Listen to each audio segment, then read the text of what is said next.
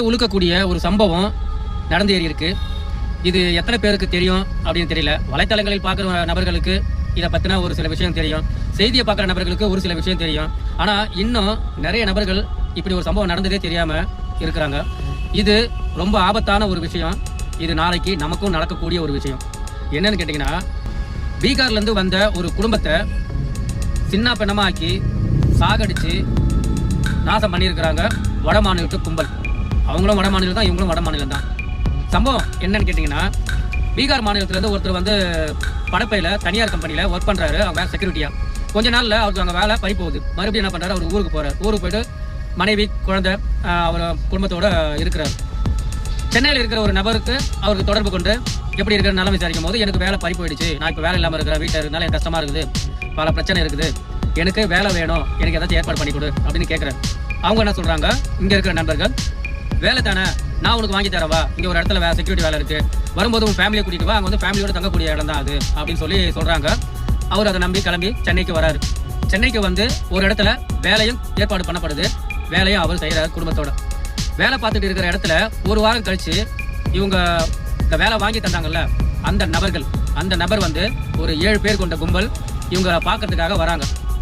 வந்து ஆல்ரெடி அவனுங்க வந்தவனுங்களையே சில பேர் அந்த வட மாநிலத்தவங்களை பற்றி தான் தெரியல. அவனுங்க கஞ்சி அடிப்பானுங்க, சிகரெட் பிடிப்பானுங்க, கண்ட பழக்கம் அவனுங்கிட்ட இருக்கு. பார்த்தீங்கன்னா அந்த ஃபேமிலியை போயிட்டு அவருக்கும் வந்து அந்த பழக்கத்தை இது பண்ணுறாங்க. இவங்க வந்த கோஷ்டியை பார்த்த உடனே அவர் வந்து என்ன பண்ணுறாரு, கொஞ்சம் சுதாரிச்சுக்கிட்டு இந்த இடத்துல வந்து நம்ம இப்படி இருக்குது தப்பு, எல்லாரையும் கலப்பத்துக்கு ஏற்பாடு பண்ணுறாரு. ஆனால் அவங்க கிளம்புற பாடா இல்லை. என்ன பண்ணுறானுங்க, அவங்க மனைவி கிட்ட அத்துமீறானுங்க.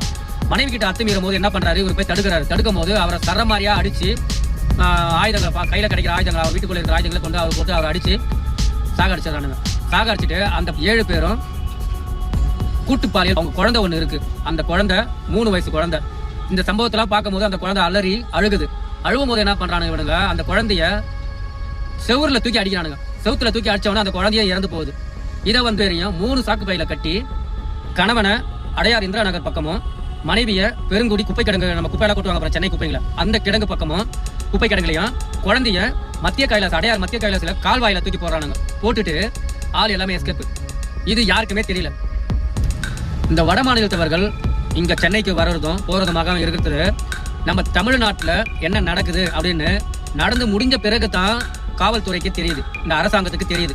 அவங்கள போயிட்டு அந்த மந்திரிகளை போயிட்டு இந்த மாதிரி ஒரு சம்பவம் நடந்தது உங்களுக்கு தெரியுமானாக்கா, இதெல்லாம் எனக்கு தெரியாது. அவங்களுக்கு தெரியாது. ஏன்னா அவங்களுக்கு 1008 பிரச்சனை இருக்கும். அவங்க வட மாநிலத்தவன் இங்க வந்து இதை பண்ணுவான் அது பண்ணுவான்னு அவங்க எதிர்பார்த்து இருப்பாங்க. இவர்கள் தமிழ்நாட்டுக்கு வரது எந்த பிரச்சனையும் கிடையாது. அவங்கள ஒரு வரமுறைப்படுத்துங்க, தமிழ்நாடு அரசு ஒரு வரமுறைப்படுத்துங்க, காவல்துறைக்கு தெரியப்படுத்துங்க. ஒரு தெருவில் 30 பேர் இருக்கிறாங்கன்னா அந்த 30 பேரும் போலீஸ்காரங்களுக்கு தெரியணும். இப்போ தமிழ்நாட்டிலே போறது, தமிழ்நாட்டிலே வளர்ந்தவங்க எந்த தெருவில் இருக்காங்க, எங்க இருக்கிறாங்கன்றது தெரிய தேவையில்லை. ஆனா அவங்களுக்கு எல்லா ஐடி ப்ரூஃபும் இருக்கு. இவங்களுக்கு என்ன ஐடி ப்ரூஃப் இருக்கு? எந்த ஐடி ப்ரூஃபும் கிடையாது. இவங்க வரலாம், என்ன வேணாலும் பண்ணலாம். ஒரு குடும்பத்தையே நாசம் பண்ணிட்டு போயிட்டானுங்க. இது நாளைக்கு உங்க குடும்பத்துக்கும் நடக்கும், என் குடும்பத்துக்கும் நடக்கும். இந்த மாதிரி ஒரு 7 பேர் ஒரு குடும்பத்துக்குள்ள நுழைஞ்சு ஏதாவது பிரச்சனை பண்ணாக்கா எப்படி தடுப்பீங்க நீங்க? தடுக்க முடியுமா? ஒரு தெருவில் 30 பேர் இருக்கான, ஓகே. 500 பேர் இருந்தா, 1000 பேர் இருந்தா, 1,00,000 பேர் இருந்தா, வட மாநிலத்தில் எல்லாம் ஒன்று சேர்ந்தானுங்க. அவங்களுக்கு என்ன பண்றானுன்னு அவங்களுக்கு தெரியாது. அவங்களுக்கு ஒரு மென்டாலிட்டியே கிடையாது. அவங்களுக்கு இதை பண்ணணும் அதை பண்ணணும், நம்ம ஆளுங்க நின்று வேடிக்கை மட்டும் தான் பார்ப்பாங்க. தெருவில் ஒருத்தனை ஒரு தமிழனை போட்டு அடிக்கிறாங்க, இந்திக்காரங்க 4 பேர் அடிக்கிறானுங்க. அதை தமிழ் ஆளுங்க நின்று வேடிக்கை பார்க்கறாங்க தவிர யாரும் அதை தடுக்கல.